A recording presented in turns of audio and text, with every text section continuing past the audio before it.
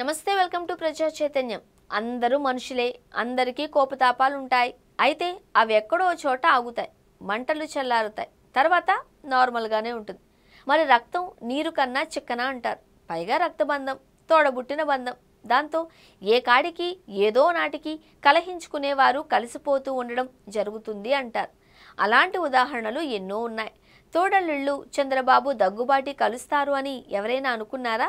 కానీ అది జరిగింది. అంతా ఆ ఇద్దరిని చూసి ఎంతో సంతోషించారు. ఇప్పుడు చూస్తే వైఎస్ఆర్ ఫ్యామిలీలో జగన్, ఆయన సోదరి షర్మిల కలుస్తారు అన్న వార్తలు వినిపిస్తున్నాయి. జగన్తో విభేదించి 2021 ఫిబ్రవరి నుంచి బాహాటమైన షర్మిల ఆవేదన ఆవేశంగా మారి ఒక పార్టీని సొంతంగా ఆమె చేత పెట్టించింది. అది కాస్త చివరికి కాంగ్రెస్లో విలీనమైంది. ఏపీకి షర్మిల వచ్చి మరి కాంగ్రెస్ అధ్యక్షురాలైంది. వైసీపీ ఓటమికి ఎన్నో కారణాలు, అయితే వాటిలో ప్రధాన కారణాలలో ఒకటిగా షర్మిల ఉంది అంటారు.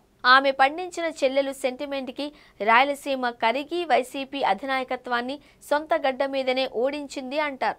ఆ కారణంగానే కనీసం ప్రతిపక్ష హోదా కూడా జగన్కు దక్కకుండా పోయింది అని చెబుతారు. ఇలా జగన్ వర్సెస్ షర్మిలగానే ఏపీ రాజకీయం కొన్నాళ్ల పాటు వేడిగా వాడిగా సాగింది. అయితే షర్మిల విషయంలో జగన్ బయటకు పెద్దగా విమర్శలు చేయకుండా జాగ్రత్తగానే వ్యవహరించారు. కానీ షేర్ల విషయంలో ట్రిబ్యునల్ కోర్టు దాకా వ్యవహారం వెళ్ళింది. జగన్కి తల్లిని, చెల్లెలను ఇంటి నుంచి పంపేశారు అన్న నింద బాగా పడింది. నిన్నటికి నిన్న లోకేష్ కడపలో ఇదే విషయం మీద బిగ్ సౌండ్ చేశారు. ఈ ఒక్క ఇష్యూ వైసీపీని కలవర పెడుతూనే ఉంది. సెంటిమెంట్గా ఇది ఎప్పటికీ హాట్ టాపిక్ గానే ఉంటుంది. అదే వైసీపీకి ఇబ్బందులు తెస్తుంది అని కూడా అంటున్నారు. ఈ క్రమంలో కూటమి మరింత బలంగా మారుతున్న వేళ, జగన్ చుట్టూ కేసుల ఉచ్చు బిగిస్తున్న వేళ వైసీపీ చాలా ఇరకాటంలో పడుతోంది అని అంటున్నారు. దాంతో పాటుగా అటు షర్మిల వైపు చూసినా ఆమె రాజకీయం కూడా సాఫీగా సాగడం లేదు అంటున్నారు. దాంతో రాజకీయాలలో ఏమైనా జరగచ్చు అన్నట్లుగా ఈ ఇద్దరు తిరిగి కలుస్తారా అన్నది ఒక గాసిప్గా మొదలై ప్రచారం సాగుతోంది.